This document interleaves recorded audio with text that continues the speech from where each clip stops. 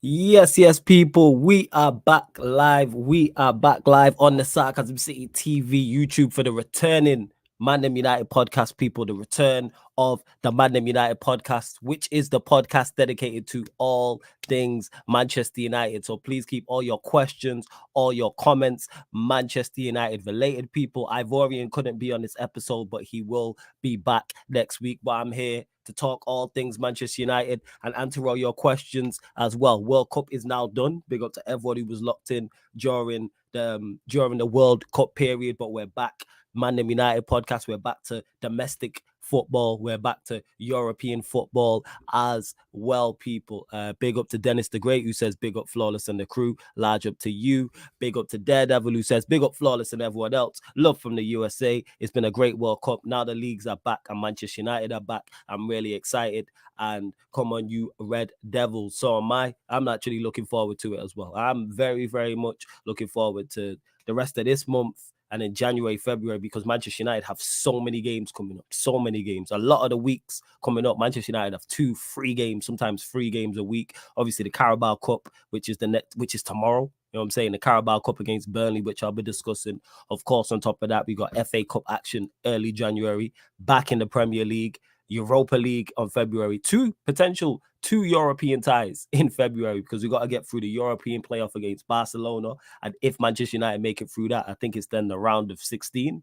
And then after that, you know what I'm saying? You have the round that you have your quarterfinals, your semi-finals, etc., etc. But please make sure whether you're watching this live right now or watching this back, hit the like button on the video. Vitally important you do that if you're watching on the YouTube. Hit the like button, share this across all the socials, and subscribe to the channel Sarcasm City TV. And when you subscribe, make sure you hit the notification bell as well. Big up to all the audio listeners as well. I don't show enough love to the people who listen via audio when I upload these shows to the audio platform, SoundCloud, Spotify, or iTunes. So big up to you if you're listening. Make sure you hit the follow button on the SoundCloud, hit the follow button on the Spotify. If you're on iTunes, rate us 5 stars, write us a comment, all of that good stuff as well. But like I said, get your questions in, people. Get your questions in. Just keep them Manchester United related. Please, please, please, please make sure you do so. But where do I start? You know what? We'll go with, Daredevil says here, the lineup against Burnley in the Carabao Cup game tomorrow will be interesting. What do you think? So who do we know for definite is missing? Because I'm unsure in regards to the World Cup. Obviously, we know Martinez will be missing. Varane will be missing. They're guarantees. Does anyone know about Varane's injury as well? Because I'm not 100% sure on that. But those two will definitely be missing. So that means Maguire, who obviously went out early with England, well, in the quarterfinals, he'll be there. Lindelof didn't go with Sweden, so he'll be fit. Obviously, De Gea is available. Dalot is injured, so that is a concern because we don't have no right back, and I will get into that as well in regards to Manchester United need to sign players in January, and I'm sure in January on this show we'll talk about that more. But yeah, in January, I mean, Dalot's injured, that's a concern. Shaw went out in the quarterfinals. Malacia barely played, so it could be Malacia at right back actually. So I'm guessing it'll be De Gea in goal, Malacia right back, Shaw left back, and then the centre back pairing will be Lindelof and Maguire. Is it our first choice and our best defense? No. But do I believe it's good enough to get past a championship Burnley side in the Carabao Cup? Yes. That's what I'm not. You know me, people. For regulars here, know what I'm like. I think our fans hype up our opposition too much. I say this all the time. As soon as we're playing a team, this team's the greatest ever, and we need to be concerned. At the end of the day, Burnley are a championship side for a reason. I don't know how they're going in the championship. I actually don't know. But even let's say they're top and they're flying. I'm going to check. But let's say, for instance, let me know in the chat. But let's say they're top and they're flying. We should be able to beat a team in the championship at home in the Carabao Cup, even with players missing, even with Varane missing, even with Martinez missing. As much as I'm not fans of Maguire and Lindelof and Luke Shaw, they're good enough to get past Burnley. Midfield, you got Casemiro, who went out in the quarters with Brazil. Did they go in the quarter? Yeah, they went out in the quarterfinals with Brazil. Denmark with Ericsson with Denmark. They went out in the group stages, so both of those two will be available. Scott McTominay didn't go with Scotland.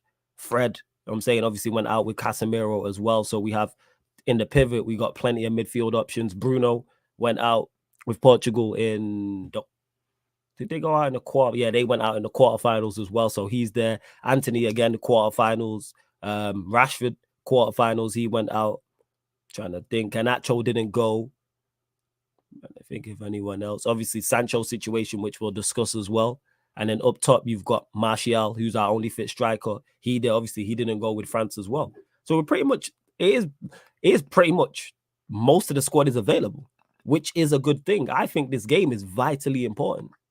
Like, this is the first time I've put so much importance on a Carabao Cup game. But I think it's so important. I think it's so important. Like, when you look at the teams that went out, that's why it's so important. Liverpool and Manchester City are playing each other, so one of those two are out. So Liverpool or Manchester City are 110% gone. Chelsea are out, Tottenham are out, Arsenal are out. So 4 of the big 6 are out. If you want to include us in the big 6, 4 of the 5 will be out come the next round. We haven't won a trophy in 5 years, going on 6 years, 2017. We need to target this competition. When we played Villa back-to-back and they beat us in the Premier League game, and then we played them in the Carabao Cup game before that and even after, I said unpopular opinion, the more important game is the Carabao Cup. That's the more important game. Yes, I don't want Manchester United to lose Premier League matches. Of course not. But we are not going to win the Premier League. I'm saying, if you give me that, I'm taking Carabao Cup over top 4. I'm taking FA Cup over top 4. I'm taking the Europa League over top 4. I don't want to be also runs in the Champions League. People want to get in the Champions League to then struggle through it. A worst case scenario, I want Manchester United to be dark horses in the Champions League when we're in it. So even if we're not top 3, top 5 favorites, we're the best of the rest. People go, and Manchester United with a nice draw could go far in this competition and win it. I don't want to be also runs in the Champions League. And guess what? If we can't finish top 4 in the Premier League, we're not good enough to be in the Champions League. That's just what it is. If we cannot finish top 4, I don't want to be in the Champions League. This is why I'm saying I'll take a Carabao Cup over top 4, a FA Cup over top 4, Europa League over top 4. Premier League should be the least of our priorities to me. And that's why I'm putting so much importance on this Burnley game. And if we don't go through tomorrow, I will be pissed. I don't care about who's missing. I don't care that the players haven't played together in a long time. Match fitness, you know what I'm saying? Or match sharpness, all of these things. We're a Premier League side. We are one of the better sides in the Premier League. If you have a 6, cool. Let's say, for argument's sake, Manchester United are the 6th best side in the Premier League. We should be able to beat any side in the Championship. And people will say, oh, Burnley, Derby, this, and that. We should be able to beat Burnley. Even with, bear in mind, it's only Martinez and Varane, to my knowledge, who are missing. They're the only 2 who are missing. Now, if we were playing Barcelona in the Europa League game and those 2 are missing, different story. I would still expect us to go through. But what I'm saying is it would make it so much tougher. We're playing Burnley. They're a Championship side. I say it all the time. Treat them as if they're a Championship side. But you're going to hear it, oh, Burnley have this player, Burnley have that player, players are missing, match fitness, match sharp. No. These players should turn up and deliver. Ten Hag should turn up and deliver. So Ten Hag should do what he's supposed to do. So are our players. We still have our working. We still have Casemiro, Eriksen. Say it's Casemiro, Eriksen, Bruno, Anthony, Rashford, Martial. You telling me that midfield and attack isn't good enough to get past Burnley at home? You're just lying to yourself at that point. If you're a Manchester United fan saying that, you're lying to yourself. If you're a rival fan saying that, you're just hating. If you're saying we are not favourites and that team is not good enough to beat Burnley at home. 110%. But that's what I think the lineup will be. I think it will be De Gea in goal, Malacia right back, Shaw left back, Maguire and Lindelof at centre backs, Casemiro and Eriksen in the pivot, Bruno in the 10, Anthony on the right, Rashford on the left, Martial up front. That's what I think it will be. That's what I think it will be.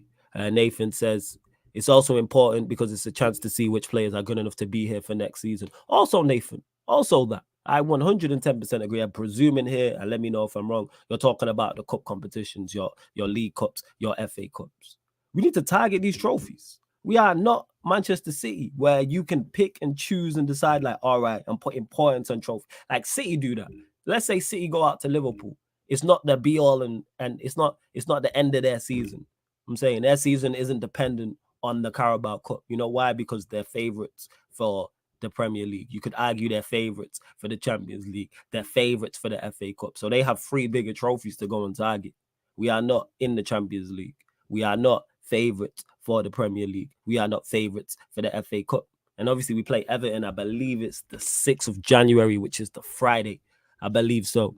Again, I have the same attitude towards that. Everton, of course, a better side than Burnley, but one, we should have more of our Varane and Martinez is fit. Hopefully they're both back for that. And pick a strong team.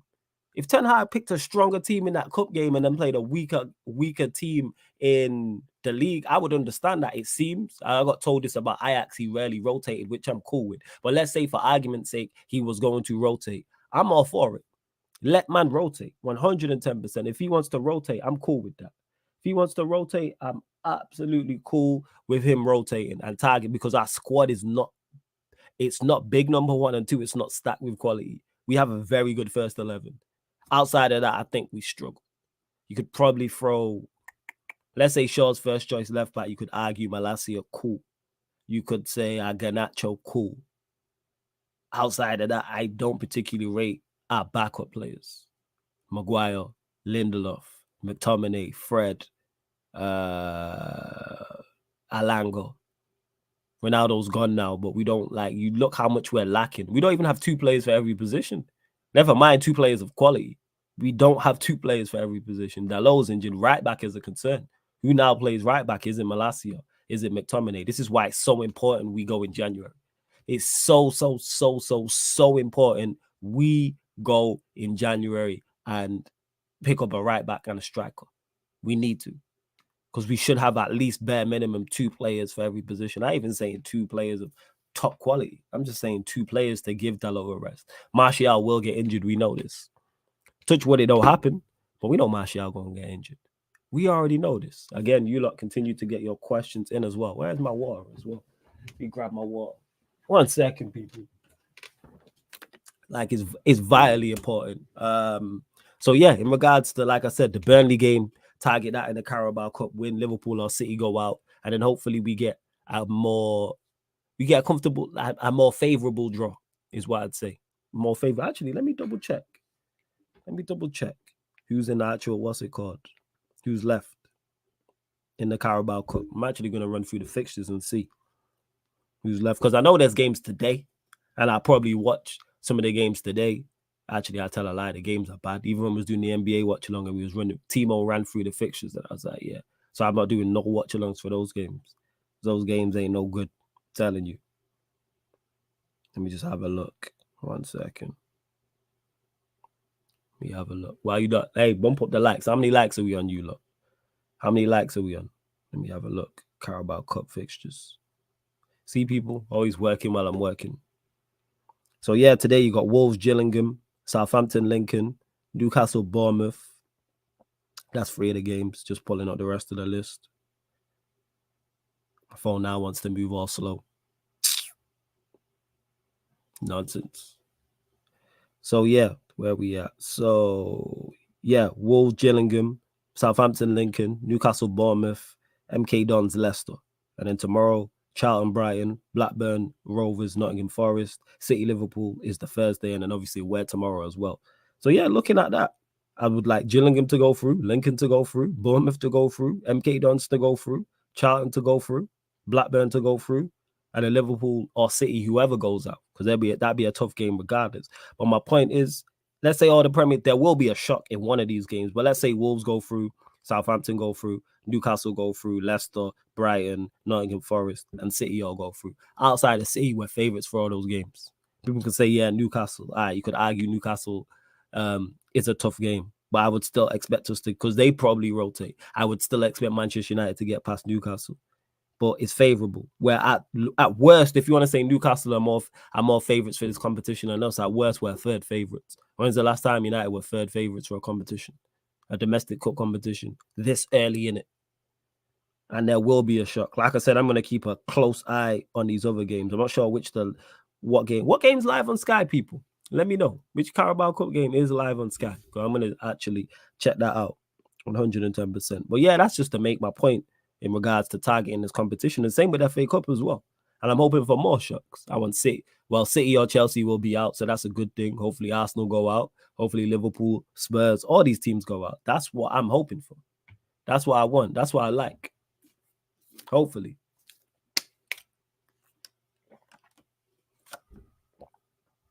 I'd said it there. You spot on there. He said this squad is badly in need of winning mentality. We need to win the League Cup and kickstart that mentality under Ten Hag. And I think that's what people fail to realize. I'm not saying winning the League Cup guarantees success. That's not what I'm saying. What I'm saying is it can help so much because we've seen so many squads and managers do this before. Sir Alex Ferguson, that great side that three-peated with Ronaldo, Rooney, Tevez, that group. The first trophy they won was the League Cup. Mourinho, when he went to Chelsea. No, Mourinho, when he's at Manchester United, the first trophy he won, the League Cup. Then we went on to win the Europa League. So we've seen it twice at Manchester United. Sir Alex Ferguson, that's the first trophy we won. We then went on to win 3 Premier League titles, a Champions League. There may have been an FA Cup in there as well. So we went on to win multiple trophies after that. Mourinho did it. Won the League Cup. We then went on to win the Europa League. Mourinho, when he was at Chelsea, first trophy he won and targeted there was the League Cup. They went on to win back-to-back Premier Leagues. Pep at Manchester City. How first trophy he won, Carabao Cup. They went on to win, 5 Premier Leagues in 6 years now? You throw in the FA Cup in there, like, how could winning can't hinder you. Winning the Carabao Cup is not, it can't hurt you whatsoever. You know what I'm saying? And that, like, it can't hurt you in the slightest. Like I'd said here, and I've said this many times about winning can breed winning. And it can help you get over the hump. Like, all right, we've been here before. Once you've been in the final. Oh, we got the Carabao Cup. All right, let's go target the FA Cup. Manchester United win the Carabao Cup this season. No reason we can't go and target the FA Cup. There's no reason we can't go and target the Europa League.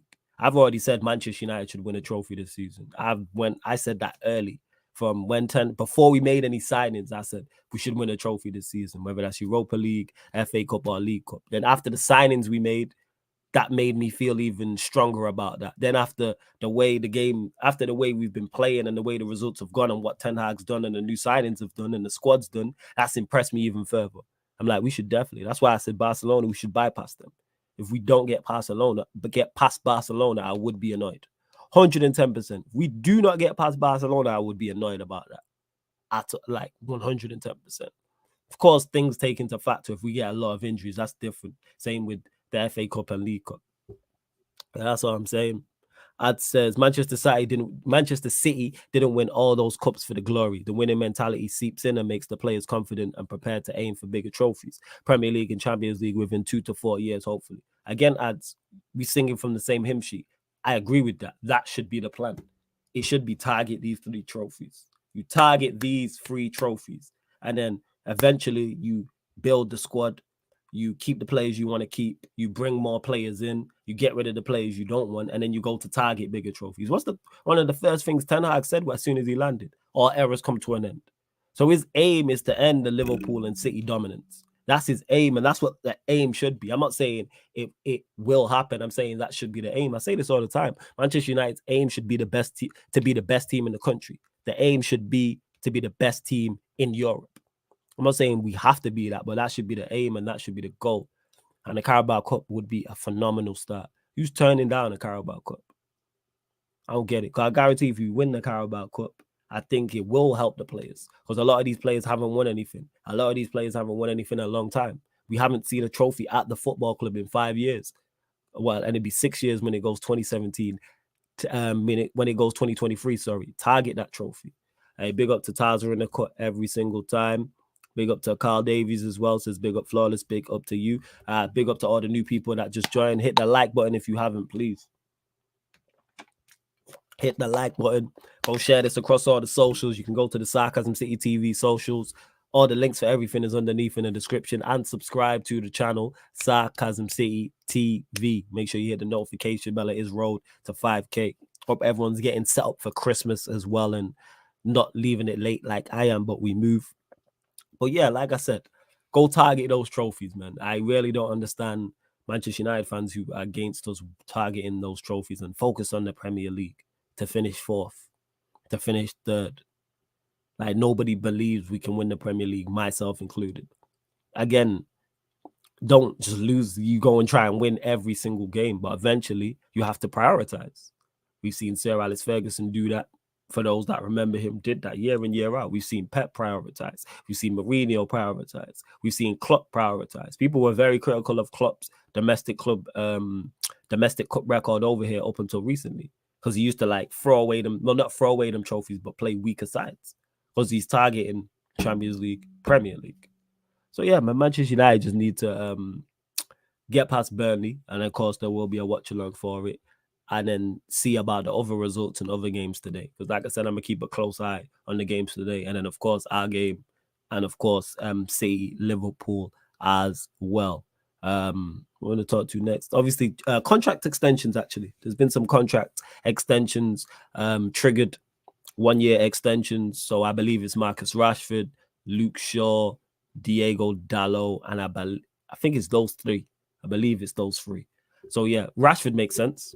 Extending Rashford's contract by a year makes sense. He's been in good form. He's been useful this season, and you can see we're seeing like old him. Like he can have impact. One thing about Rashford is he can have impact, and he can be very, very useful.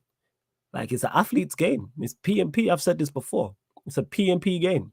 That's where we're at. Football is a system game, and when you, especially in the attacking positions, out wide, central, you gotta be P&P and athletic. You know what I'm saying? All one is either or. You have to have those things. It's very, very rare if you look at the top players in Europe, you don't have both of those things or one. Like you have to have pace and power. I'm saying if you're not pace and power, you just have to be very athletic, like not necessarily the quickest, but like strong, which then kind of does fall under the power part. You know what I'm saying? But basically, you have to be an athlete. Is there exceptions to the rule? Yes. But I'm saying for the most part, if you look at 90% of the top players in Europe, they have those things. And that's why Rashford makes sense. Dalot I've been super impressed with. I've always been a fan of Dalot. Even before this season, I said it all the time. He's a modern day fullback. When you look at his attributes, he's a modern day fullback. One, great engine, which comes into the athlete thing that I was just talking about there. Great engine, number one. Number two, gets up and down the flank. Number three, can use both feet. Number four, good on the ball. Five, his progressive passing and passing through the lines is very good. Six, which is rare for fullbacks in this, he's actually decent. He's actually good defensively. He's good from an aerial standpoint, like defensively, and he's good one-on-one as well. That doesn't mean he never gets roasted and he won't have poor defensive displays. But when Dalot's playing, I don't worry about him. Never in a lineup and be like, oh my God, Dalot. He's not like, he don't have the stigma of like a Trent who can't defend. You don't have a Cancelo, like he's better defensively than a Trent. He's miles better defensively than a Trent. He's miles better defensively than a Cancelo. Is he as good as those fullbacks? No, that's not what I'm saying. I'm just saying from a defensive standpoint, he's very well balanced. And I think as he gets more confident and the team gets better, and the system is further implemented, we'll see a better him. And that's what we're seeing. So Rashford, Dalot makes sense. With Luke Shaw, I hope it's just so we don't lose him on a free. I'm tired of Luke Shaw. I'm tired. You've been here. When did he sign? What, 8-9 years? Is it going on 9 years when we hit 2023? This guy is what, a year away from a testimonial, and we're still waiting for this Luke Shaw. Bear in mind when he was signed for a lot of money at that time. I think it was 30 million, which is a lot for a fullback. I believe he was a teenager. I believe he's on the most money out of any fullback in Europe, and this guy's never given us 2 seasons back to back. Like it's just all hope and potential and what ifs and on his day. I don't need that on his day. You know what I'm saying? Don't give me potential. I need you to be consistently good. I need productivity. That's what it is. Productivity. Give me that. I'm tired of this, you know what I'm saying, aesthetically, because he looks good aesthetically. You know what I'm saying? Or it's a potential. Or, you know what I'm saying? Or he played well for 6 months, or he plays well for England. How about you give me consistency? You've been here 8-9 years and you've never had 2 good seasons back to back. I'm tired. This is why I don't give him no plaudits. Now I'd like say, yeah, he's playing well, but how long are we going to give him? Because a lot of people will say, oh, give Luke Shaw time. Don't get on Luke Shaw's case, but then want to get on Martial's case. What's the difference? Bear in mind, I'm a fan of Martial, but even I'm done with Martial. I've sat here and said we need to sign 3 strikers. 3, not 2. We need to sign 3 strikers. I think we need a senior striker, like number 1 choice. I think we need a backup striker to that. And then I think we need a youngster because we cannot rely on Martial the same way we can't rely on Shaw. It's for different reasons. But it's the same thing. We can't rely on these men. We can't wait for Martial to get fit and hope he's going to stay fit. We can't wait for Luke Shaw to finally come good and put together a consistent run of form over a number of seasons. Luke Shaw is a prime example of why Manchester United are where Manchester United are. And like Nathan said it there, it's a mentality thing with him. That's the worst part, because as soon as he's under pressure, all of a sudden he wants to perform. Whether it's Malacia this season or whether it's Brandon Williams in the past, that's a bad sign that you get complacent so quickly and you need someone on your case to stay at the top level. You're playing for Manchester United Football Club. Where to Said? How are you not on? How don't you have that mentality? Why are you not trying to be on the top of your game? That's a big concern. So yeah, Luke Shaw, I'm not with that 1 year extension. If he left on a free, I'm with it, because I don't think he goes to a club our level or a club above. I think he goes to a club lower. Fred, again, I'm hoping it's the same with Fred. I'm hoping the Fred extension is just so we don't lose him on a free and we're trying to get some money for him. Because if, let's say, for example, we extend Fred's contract, which we have done, and then we sell him, and then that money goes back into reinvesting. Say it's 20 M's, and that goes back into getting another midfielder. I'm with that. Because talks is that Fred was on his way out. But yeah, we'll see. Taza says, Fred extension, at least 1 more year of McFred. Shoot me. Nah, because we don't really see McFred, so it's kind of, how often do we see McFred this season? It's been rare. It's been very, very rare. That's come to an end. Lengan Sweet says, big up Flawless, big up to you. Malcolm says, big up to ManDem, big up to Malcolm. Facts, bro. Sure, 8 years at United. He's about to get a testimonial soon if we don't fix up and move him on. Yeah, that's why you need to move him on, man. It's a wrap. Yo, Malcolm, this is my thoughts exactly. You laughing and we laugh about it. But yeah, we need a backup striker to the backup striker. That's why I'm saying 3. I think we need to blow up. Well, not even blow it up, because we only have 1 striker, but we need to invest in that area heavily. Because even if we decide 1 striker, if he gets injured, we're back to square one. If we sign 2 strikers and one of them gets injured, then we have 1 fit striker. Get 3. There's no way Manchester United should be going into the season. I mean, going into February with all these games coming up in 4 competitions, hopefully still trying to compete 2 games a week at times, 3 games a week at times, and only have 1 senior striker who we know we can't rely on. Jonathan, yo, you spitting here. Says British passport buys you 8+ years with short. Yo, facts. If he was foreign, different conversation. Different conversation, I'm telling you. Different. Yeah, man, you gotta have them backup. You need them backup dancers, man. I'm telling you, Malcolm. You spitting. Taz are not having it with Shaw. I mean, not Shaw. McTominay and Fred. Now I'm with you, and hopefully they get moved on. You know what I'm saying? Taza says, talks of a new De Gea deal kill me now. Today's a bad day for Manchester United. With the De Gea deal, I'll wait and see. Because again, I'm just hoping, and I could be wrong here, that it's an extension to try and move these men on for money. I'd rather just let them go on a free. I would 110% rather just let these men go on a free. I have no issue whether that's Shaw, whether that's De Gea, whether that's Fred. But again, I'm not dealing with the financial side of things. I don't know how much money we have to spend. But one thing I will say is we've cleared a lot of money off the wages. We've cleared a lot of money off the wage bill, a hell of a lot. When you look at who left in the summer, Pogba left, Lingard left, Wamata left, Cavani left. That's 4 right there. Pogba, Lingard, Mata, Cavani. Am I missing anyone? Ronaldo's gone as well, which we're going to touch on. Don't think I forgot you lot. You lot thought I forgot, innit? You lot thought you were like Ryan and thought I forgot. I'm going to get onto you, man, about all that Ronaldo shit and all the stick I received about that. You know what I'm saying? But don't think I forgot, people. Just because we're 35 minutes into the show, don't think I forgot about that. So we going to get to that. Oh, we going to get to that. Don't worry about that. But yeah, where was I? Yeah, so we cleared. Look at them fighting, and Ronaldo as well. We cleared probably what 1.5 million of the wage. Is that a week? If Ronaldo was on the reported 500k, and then you add Pogba's wage onto that, you add Lingard's wage onto that, Mata's wage onto that, Cavani's wage onto that. Is it what 1.5? Maybe, probably even more. Maybe 2 million a week. So we got a lot of money to play with in terms of wages, which is a good thing going into the transfer window in January, which I hope we do, and also in the summer as well. I'm hoping for those 2 things. Oh yeah, Matic. Yeah, Matic was another one. See, I forgot. Thank you, Tazo. Yeah. I forgot. Thank you, Matic. That's another one. 6 big earners. We probably easily might even been 2.5 million a week. It's probably even more. You're talking. That's a lot of money. It's a hell of a. Let's 2.5 million. That's 10 million a month. It's a lot of money cleared. De Gea needs to be back up now. We need a modern day goalkeeper. I was having this discussion on Unfiltered podcast. Shout out to Saeed, shout out Double A, shout out James, who was on there. Big up the legend Andy Tate as well.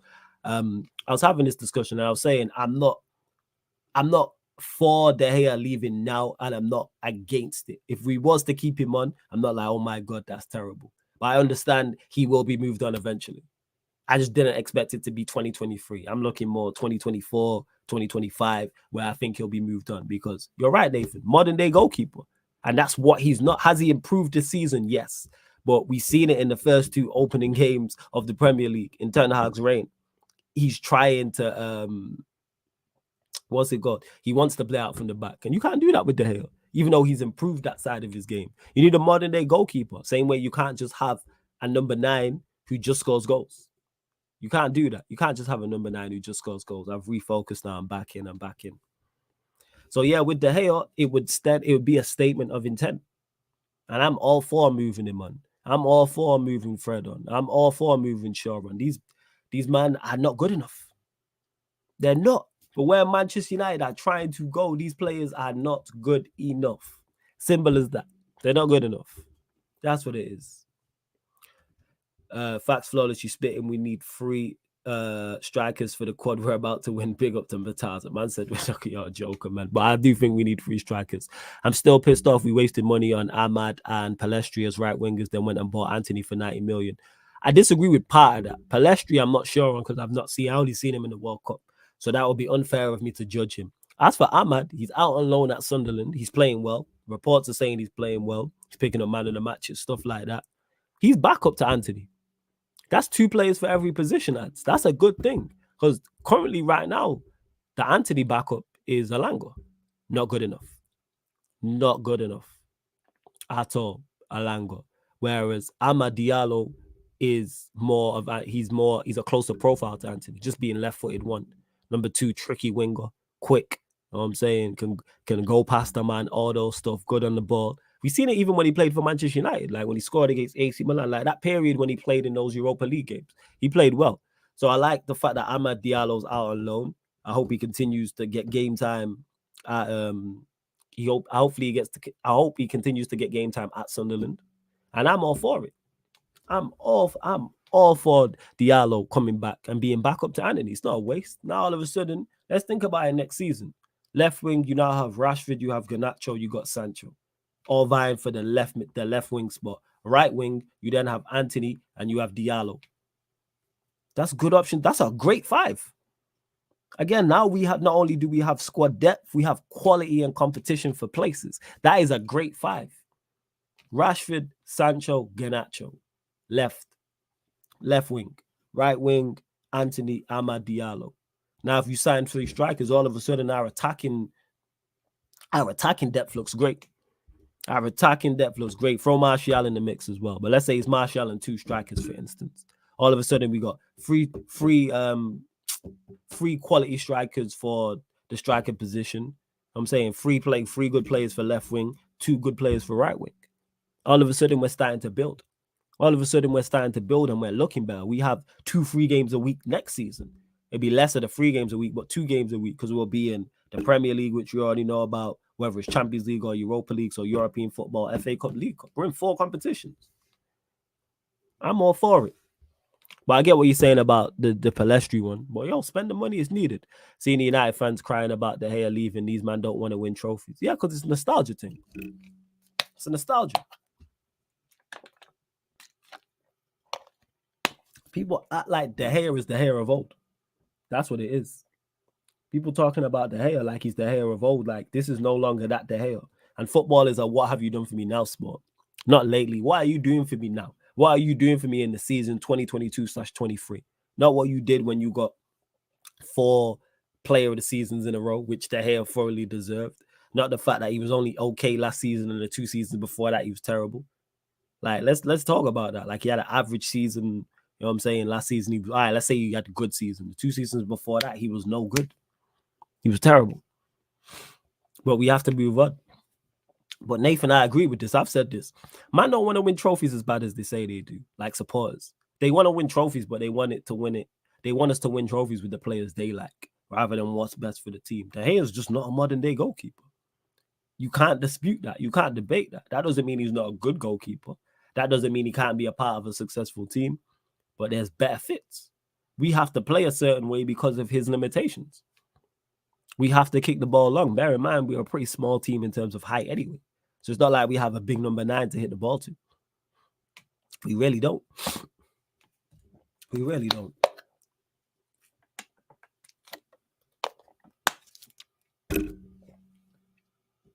So yeah, on that, what's it called? On the De Gea one, I'd rather De Gea left for free. I'd rather Shaw left for free. I'd rather Fred left for free, to be honest.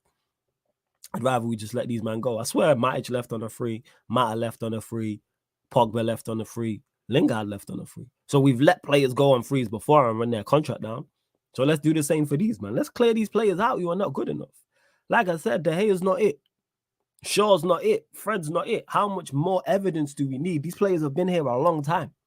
A long, long time. It's not like they've been here 1 season or 2 seasons and it's like, all right, let's wait and see. It's not like they're young. These men are 18, 19, 20, 21. It's like, these men are probably not going to improve that much.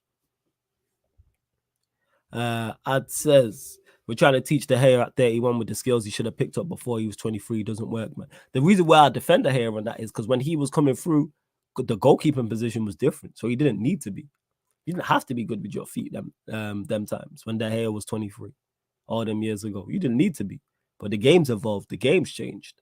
And it's just unfortunate for him. If you put him in the older era like that he was in and previous, like 2000s, he'd do fine because you didn't have to be a ball-playing goalkeeper. But now, same way your centre-backs have to be better on the ball. The same way your full-backs have to be better on the ball.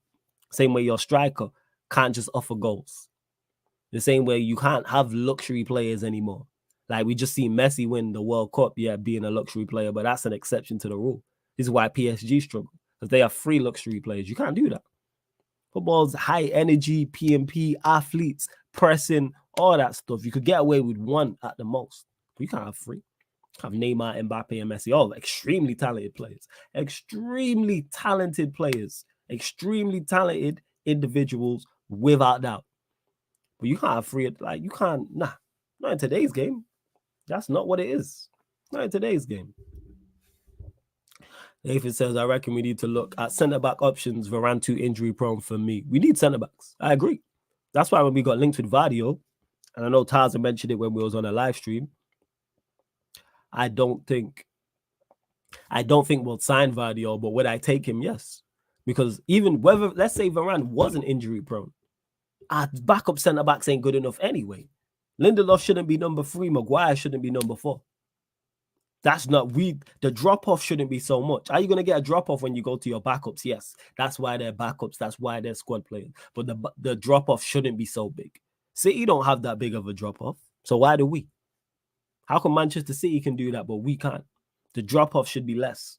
110%. Because whether you have Lindelof 3 and Maguire 4, or Maguire 3 and Lindelof 4, they're not good enough. Go and sign a centre-back. So if we were to sign Vardiol, I'm all for it. Competition for places. He can also play left-back, which we need a left-back anyway, because I don't think Shaw's it. We need a back. To me, we need a backup right-back. To me, we need new goalkeeper. 110%. I think we need a new goalkeeper. You know what I'm saying? Whether that's backup to De Gea or to replace De Gea, personally replace De Gea, but we need a new goalkeeper. We need a backup right-back.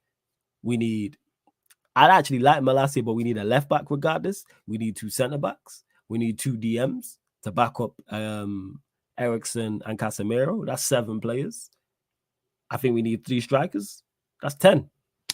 It's 10 new players I just named. I legit think we are 10 players short in terms of first team and the squad, like in terms of overall. And actually 11, because I think we need a 10. Because I don't think Donny's it and I don't think Bruno's it. Donny's not it, Bruno's not it. So we need a 10 as well on top of that. That's how I've literally just named an 11. Now you can vary whether you think it's for first team or squad, but that needs to be addressed. This is why it's so important to go in January, because we're not going to get 11 players in 1 window. We're not going to get 11 players in 2 windows. But I think we could get 2 this window and then 4 in the summer. That's 6. Or 2 this window, 5 in the summer. That's 7.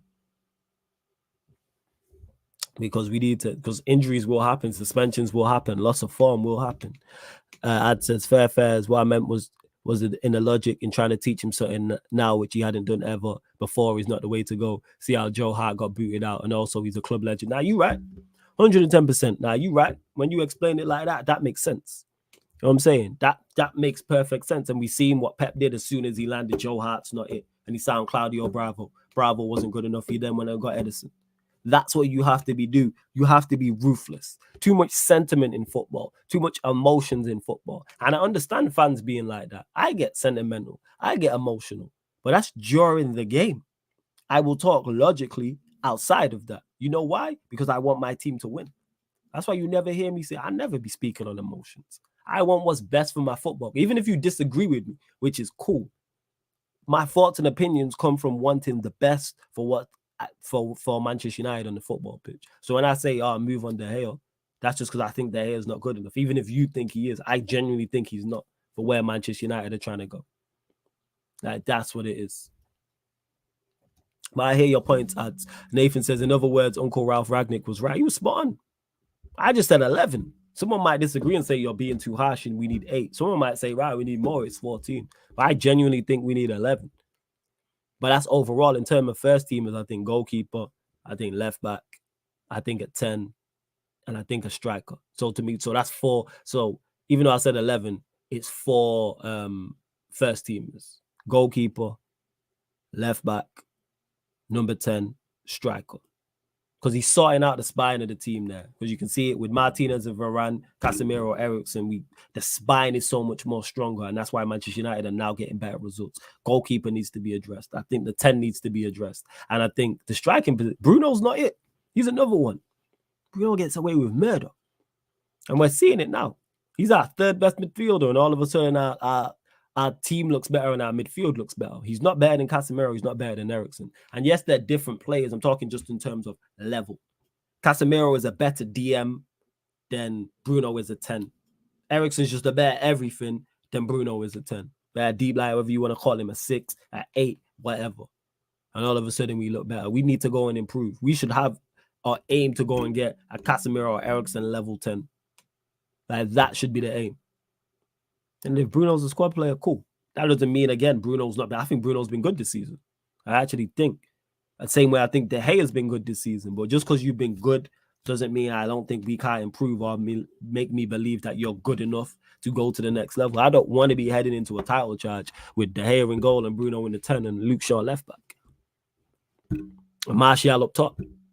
I don't think Martial will be the same way I've criticized Dembele for being unavailable. I keep the same energy with Martial. You be talented all you want. Are you available? What is your productivity? Martial's productivity is a problem because this season when he's played, I actually think he's been good. But we've barely seen him. What's he started? 2 league matches. Not enough. Big up Elvis 2-4 as well, man. Big up to you, my guy.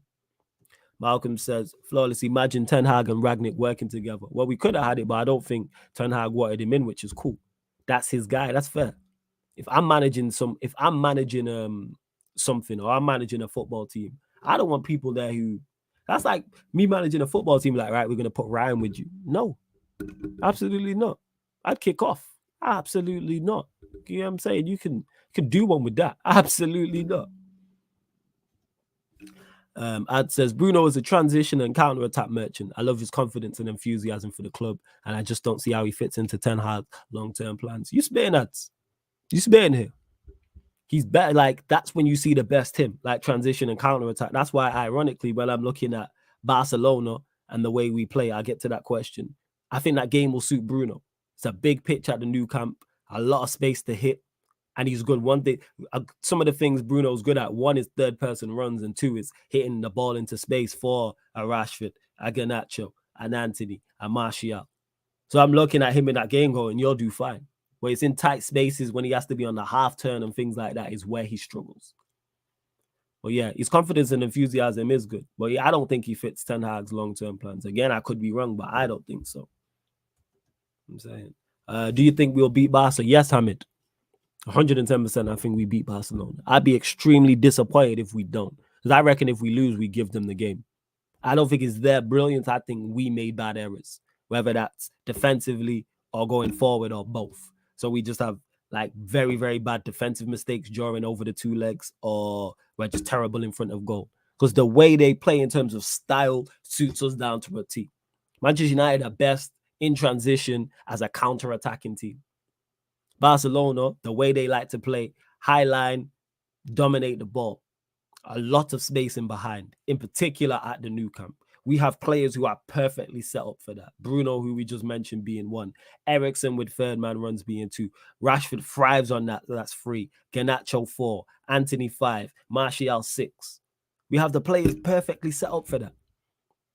Because they don't even have quick players at the back. Whether it's Christensen, whether it's PK, PK's left, but whether it's Christensen, whether it's Alonso, is it Dest still there? Dest. What other centre backs they got there? I've watched them, but you lot understand my point, is what I'm saying. So yes, I think we beat Barcelona. And people are like, "Oh, you crazy?" I stand on it. I stand on things I say, and if I'm wrong, I'll be here saying, "Yeah, I'm wrong." Nathan says Dembele and Rafinha on the wings for Barca. LOL will beat those guys. Hopefully, both of their poor forms continue. That's what I'm hoping so. Lewandowski's the big issue. Lewandowski's the one. Like, if Lewandowski is on 10, both of those games, a long day. A long day. If Lewandowski is on smoke. Long ass day. I'm telling you. Long ass day. Because he's a different level. They're a different level. But yeah, to answer your question, Hamid, I think we beat Barcelona, yes.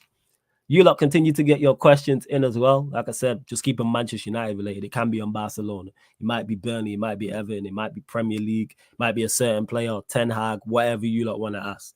Wherever you lot want to ask. Cheyenne says Barcelona are top of the league. Yeah. I don't understand your point here. So, because Barcelona are top of the league, I'm lost. I'm lost. Like, I just explained why I think we beat Barcelona. I'm not saying they're a bad side. I'm not saying they can't win. But if we don't beat them, I'd be disappointed. Because I think we have a better team and a better manager. I think we're better than them. I think they have the best player on the pitch, though, in Lewandowski. I think we're better than them. I think we're defensively better than them. Midfield, I give to us. And attack, I give to them because of Lewandowski.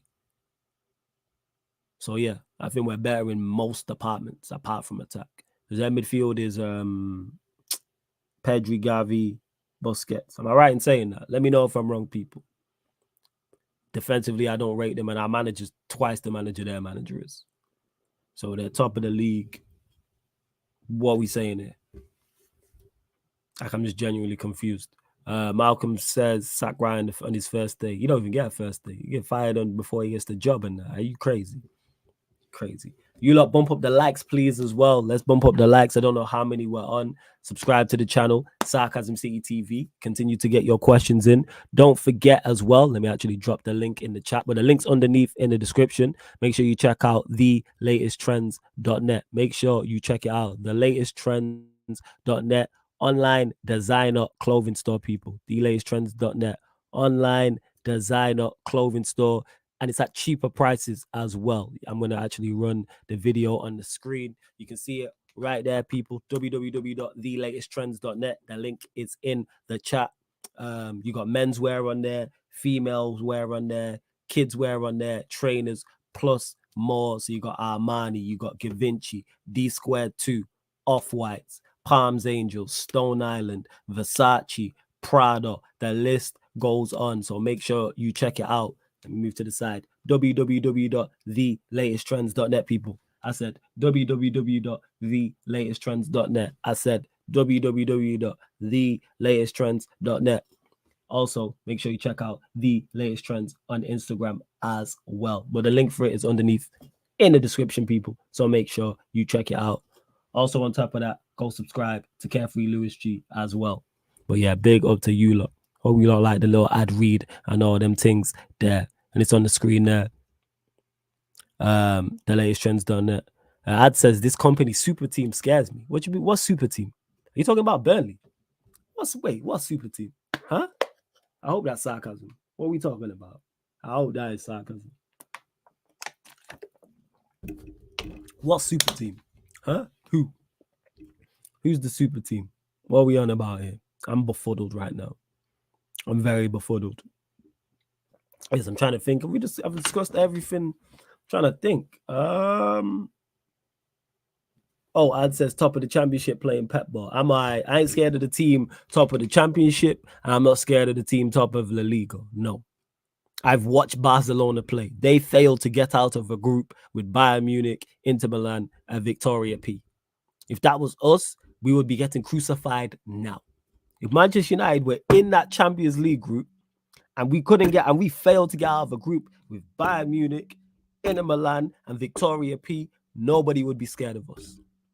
Nobody would be talking us up. But because it's Barcelona, all of a sudden we're talking them up. This is what I don't like about the double standards. I talk about this all the time, more so with players, but it's also with teams. From rival fans, I get it, because they're going to run bants and run jokes and downplay us, because I do the same to rivals. But I'm talking about Manchester United fans doing this, and players. It's like the whole Dembele thing. Man scored 12 league goals in 4 years, and people talk him up. Don't get it. Don't understand it. How somebody can be talked up who scored 12 league goals in 4 years. What we doing, man? What we doing?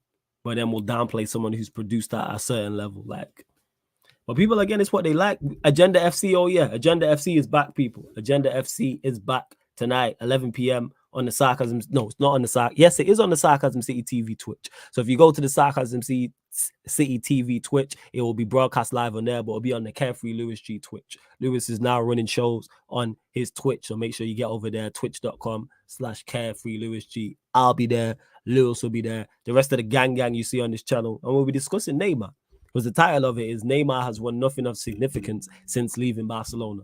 Again, that's going to ruffle feathers, but it's a fact. That's going to ruffle feathers, and people will get upset by it, but that is a fact. Neymar has won nothing of significance since leaving Barcelona. Tell me the biggest trophy he won since leaving Barcelona, people. Club level or international level. We're going to discuss all that, so make sure you're there. I'd said, see how the players' weak mentality and no winning culture seeps into the fan base too. I'm also wary of upsets now. Yeah, of course, you always have to be wary of upsets. And that's why we need to treat Burnley like they're Burnley, but go there and do a professional job and turn up. I'm not saying Burnley are going to roll over and it's going to be an easy game and we're going to win 4-5-0. No. But if Manchester United play to their maximum level, we win that match. Simple as that. You know what I'm saying? If we play to our maximum level, we beat any championship side. That should be the mentality. Of course, upsets happen. Well, that should be the mentality definitely from the players, the manager. And the manager will be saying that. They're top of the championship. Cool. We're fifth in the Premier League. We're one of the better Premier League sides. Therefore, we should beat Burnley. Same way if Burnley were in the championship, they wouldn't be top. They wouldn't be top of no league. They wouldn't be in the top 5. They wouldn't be top 10. They'd be battling relegation. So let's treat them as such. That's what we need to do. Ad says, but you're spitting. We should be sweeping away Barca. Barca will be tough, but yeah, we should do. This is Europe. We're even talking Champions League. We're talking Europa League. We're talking the second tier of European competition. And we're talking a Champions League dropout team who failed to get out of the group with Barcelona, Inter Milan, and Victoria P. So let's treat this ain't Barcelona of old. This is not Barcelona of old. This ain't Barcelona with Eto'o and Messi and Ronaldinho and Xavi and Iniesta and Yaya Toure and Puyol and prime Jordi Alba and prime Dani Alves. No. Let's treat them as such. I watched them. I'm not impressed. And I said they wouldn't get out of that group. Go check and have a look back at Stats, Facts, and Vibes when I was debating with the chat. I believe it was one of the episodes on Bainesy's channel because we were discussing United potentially getting Barcelona. And I said I'm not scared of them. And I said they won't get out of that group. Again, that doesn't mean we can't lose to them. I'm just saying I'm not fearful. I don't run scared. If I'm scared of a team, it's like, all right, this team. Real Madrid, yeah, long day. Because they have some of the best players on the planet. With Benzema, Vinicius Jr., Modric, Cruz, Tchouameni. They have some of the best players on the planet. That's what's to be fearful of. I'm sorry I'm not scared of Dembele. I'm sorry, innit? That, and Pedri and Gavi and Busquets. You know what I'm saying? And Alonso and AC don't. I'm sorry, innit? I'm sorry. That these man don't, what's it called? That these man don't move me. I'm sorry that they don't. Jonathan says, Xavi failing to get out of the group is no different from Oli folding against PSG and Leipzig. Talk about it, Jonathan. This is the thing. It's like when we fail, it's criticized, and rightfully so. But when other teams fail who Manchester United are playing, nobody wants to talk about it. Don't get it. Saying says, big up flawless Manchester United for life. Big up saying Bowen from Jamaica. Love that. Love to see my Jamaicans in the building. Love that. Barca tried to do a Galacticos thing. Look where it got them 2 facts. Last but not least, where we will end on this ManDem United show is, and obviously Tuesdays and Fridays, the show will be back, people. Tuesdays and Fridays. But I think I'm going to run this one this week. I believe it's, did I put it on a Thursday? I put it on a Friday.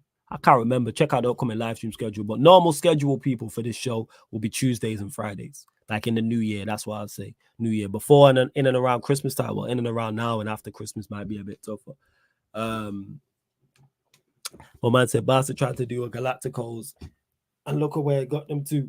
Yeah, facts. Flawless, do you see Xavi getting sacked if he doesn't win anything this season? I don't know what their goals are, because I'm not following Barcelona like that. I don't know any Barcelona fans. I don't know what their aim is. So I'm unsure. On that. But where we're going to go to, because you lot thought I forgot, Mr. Cristiano Ronaldo. All of a sudden, the Cristiano Ronaldo Defense League has left the building. Can't find him anywhere. Can't find him on ManDem United. Can't find him on Q&As. Can't find him in the city of Sarcasm. They've all disappeared now.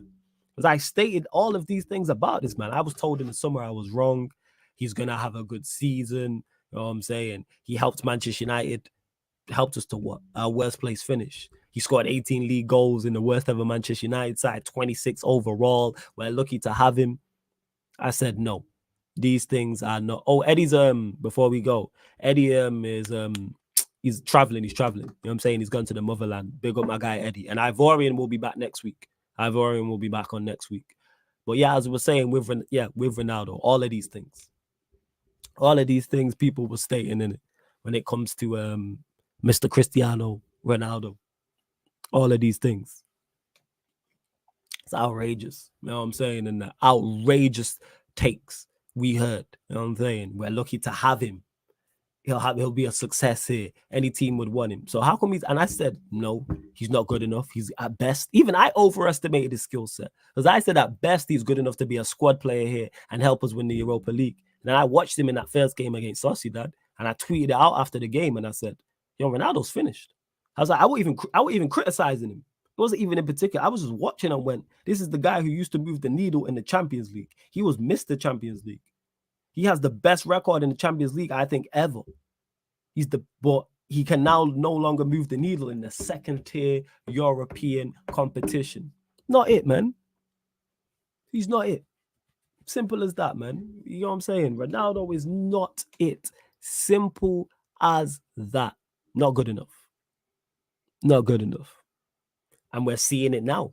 I was told I was wrong. Then he did the interview with Piers Morgan. We'll get to that. The interview with Piers Morgan. People still tried to defend him. And then you know what happened? The Portuguese manager figured it out. Dropped him. The striker who then replaced him, Ramos, then ended up scoring a hat-trick, and that's the best performance Portugal put in that tournament. Then they were losing to Morocco. He went on the pitch, did nothing. Then he had to sit and see Messi pick up the World Cup. I can say that's just football karma. Ever since he did that interview, everything that could have went wrong for him went wrong for him. Every single thing. That is not a coincidence, people. Karma doesn't miss. Football karma doesn't miss, and football karma slapped him in the face. Like, you just want to go around disrespecting people. We gonna disrespect you. And that's what happened. We gonna disrespect you. And that's exactly what happened. It's exactly what happened to Mr. Cristiano Ronaldo. It was. As soon as the interview happened, dropped from the Portuguese side. His replacement then scored a hat-trick. They then played the best football we've ever seen them play in the whole tournament, that tournament, and score a hat-trick. He then got on the pitch. They went out to Morocco. He cried, and then Messi picked up the World Cup. And on top of that, what happened to all these top European clubs who will be in for him? Where I stated on this very show and on all other shows and all other live streams that nobody would come in for this man. So wherever he's now currently available, he's a free agent. Where are all these top European clubs? When I stated no other top European club would have him, I was told I was wrong. I was hating. Ronaldo will show you. So how come nobody wants him? How come nobody wants him? What's going on? What's happening? How come? What's happened? What did I miss? How come nobody wants him?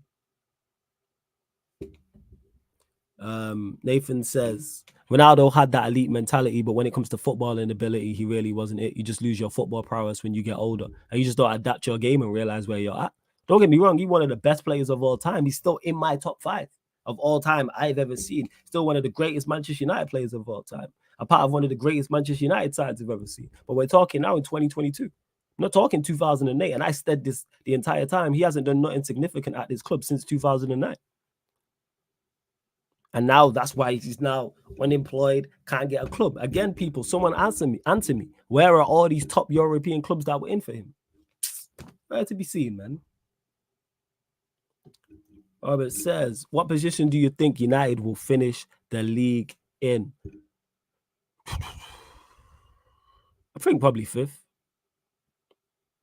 But 6th wouldn't surprise me and 4th wouldn't surprise me. A lot is dependent on who we sign in this January window. Our business in the January window, number 1, and 2, injuries as well.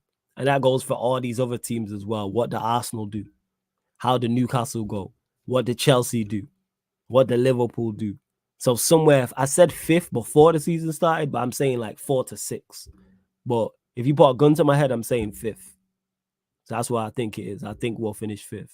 That being said, I think City and Arsenal will finish in the top 4. I think Newcastle will drop off. Chelsea look like they're struggling. I was expecting Liverpool to get it together. And and they really haven't. So I don't know what I'm going for Liverpool. Spurs are Spurs, and that can implode at any moment with Antonio Conte. So it's really tough to tell. But I say, could we finish it? We could finish above Liverpool, Chelsea, and Spurs, which will put us in the top 4. Like, that's not crazy to say for me. That's not crazy to say for me that we could do that. So yeah, but I'd say 5th, Robert. But don't hold me to that. Who do you think will be a good replacement for Ronaldo if you think he'll be replaced? He better be replaced. If we don't replace him in January, I'd be pissed. You know what I'm saying? I would legit be pissed off. Who do I think will be a good replacement? Ivan Toney. I'm a big fan of Ivan Toney. Obviously, I don't know what's going on in regards to the betting scandal, but Ivan Toney to me fits the bill. Ivan Toney fits the bill for me. I don't think he'd be too expensive. Premier League proven. Ticks all the boxes. And he doesn't. And the thing is, you could even have him. You don't even necessarily come here and have to. And 1, I don't think he's that expensive. And 2, you don't have to be the first choice striker. Don't have to be the first choice striker. So what I would say is what's it called?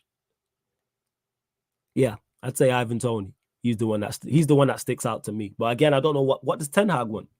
I've been a big advocate for that. What profile? We've not seen him sign a striker, so I don't know what his profile of 9 is. But I'm saying personally, for me, I go Ivan Toney. I say Ivan Toney. Yeah, his lack of self-awareness is crazy. It's absolutely wild. And yes, Daredevil, I agree with this. This January transfer window will be key for our success this season. Absolutely. I think it's very, very much so. I think it's extremely key. 110%. I believe so. Extremely key. But yeah, we're gonna call it there, people. We're gonna call the show there. Love to everyone who's locked in. You know what I'm saying? Live. Big up to everyone who's watched this back. Big up to everyone who's listening on the audio platforms as well. And to the audio listeners, all the other shows from the new year will go on the platforms as well. Will go on the audio platform. So Stats, Facts, and Vibes with me and Bainesy on here will go on there. The ManDem United Gonna Talk, the Manchester United Arsenal show with me and Cam will go on there. The Manchester United Chelsea and Spurs show with me, Peter, Surf, or Jez, that will go on the audio platforms as well. The Sarcasm City Sports Q&As, that will as well. So basically all the shows, apart from the watch along, from 2023 will be going on audio platforms, people. We up in the work rate, people. We up in the work rate. But love to everyone who continues to support. Don't forget to get over to Agenda FC as well. 11 p.m. people. Like I said, if you go to the Sarcasm City TV Twitch, it will broadcast. Lewis's show will be broadcasting from there. So me, Lewis, and the others talking Neymar. So you know people are going to get upset. Because the title of that Agenda FC is Neymar has won nothing of significance since he's left, since leaving Barcelona. But love to everyone that's locked in. We're back with this show. When are we back, actually? I'll tell you lot now. I can't remember off the top of my head. I'll let you lot know now. Give me a sec. Give me a sec. I'll let you lot know now. 1 second. You lot bear with me. Give me 1 sec.